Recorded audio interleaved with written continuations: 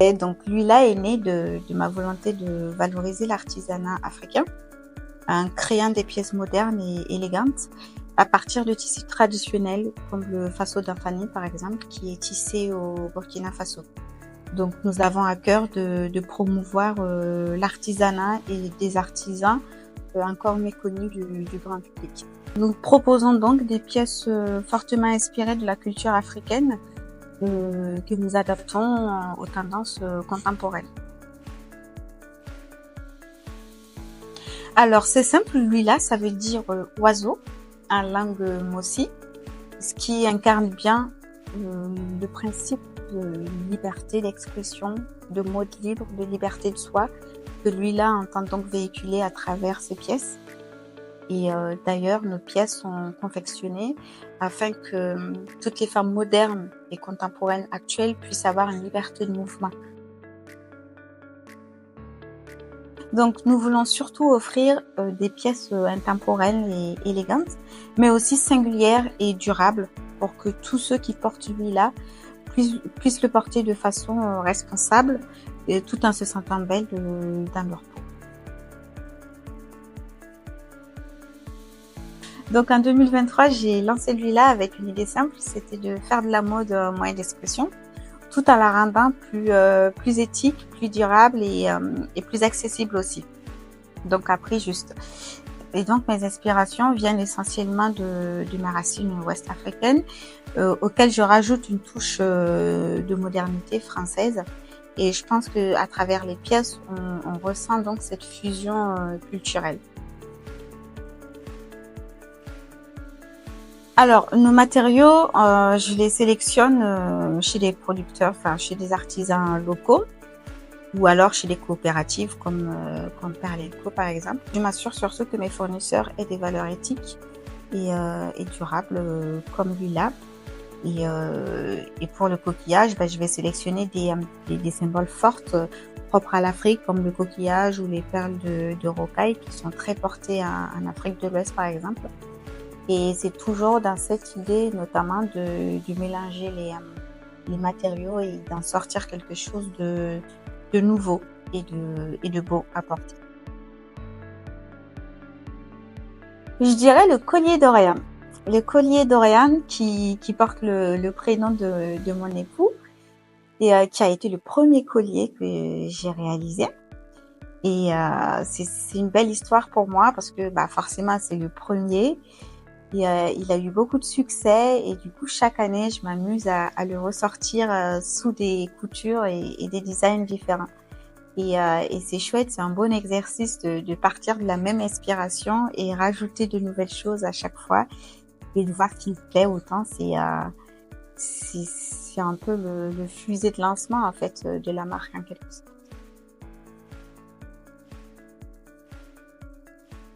Donc lui là, c'est plus que des vêtements et des bijoux, c'est une véritable invitation à exprimer qui nous sommes et à célébrer la diversité.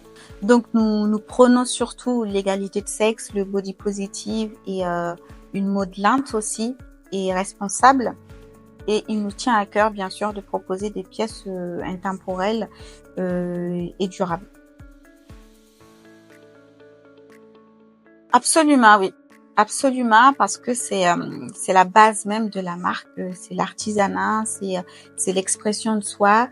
On collabore avec des artisans passionnants et passionnés par ce qu'ils font, et c'est ce qui fait vibrer la marque tous les jours, et c'est ce qui plaît aussi à la communauté lui là. Donc absolument, sans l'artisanat lui là n'existerait plus. Donc effectivement, on travaille avec des artisans locaux ici en France et aussi au Burkina Faso.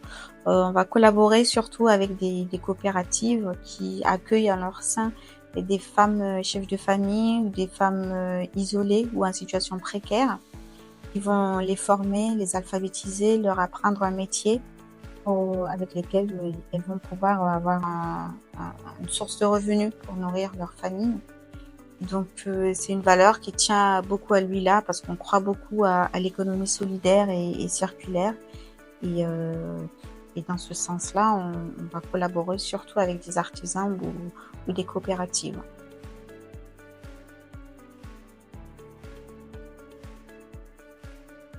Alors, la relation entre lui-là et sa communauté, je vois une relation transparente, une relation de confiance, et aussi une relation de célébration, parce que c'est ensemble qu'on célèbre ces fondations qui ont mené lui-là jusque-là.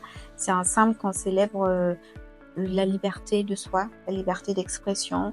C'est ensemble qu'on va célébrer la valorisation de l'artisanat.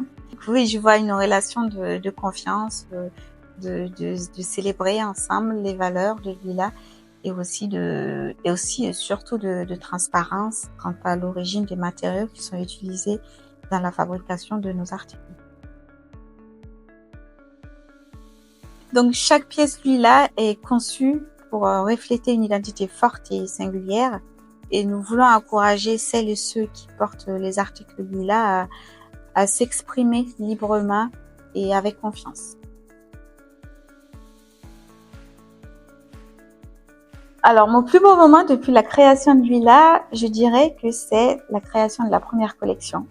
C'est un moment magique pour tout créateur ou toute créatrice.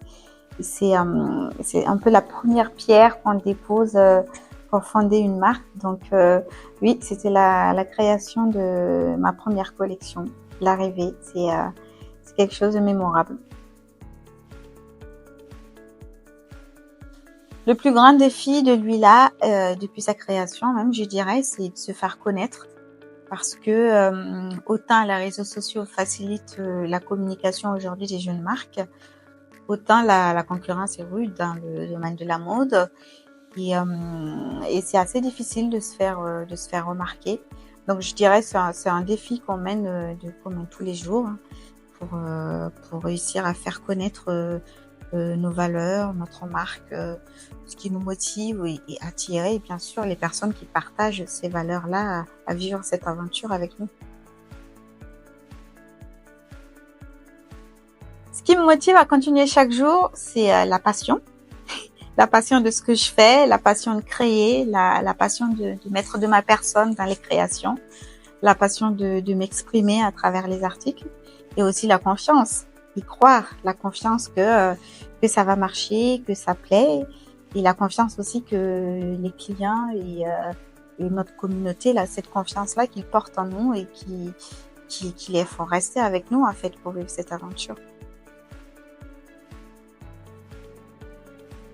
Alors là, oui, j'ai plein de projets, j'ai plein de projets dans les tiroirs. J'ai envie de tester différentes techniques, j'ai envie de travailler avec différentes matières, j'ai envie d'expérimenter le mélange des matières et des techniques.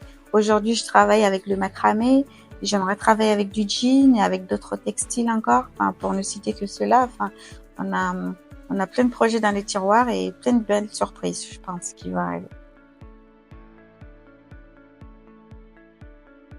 Dans 5 ans, je vois une marque plus forte, plus indépendante, plus créative et encore plus inventif, surtout.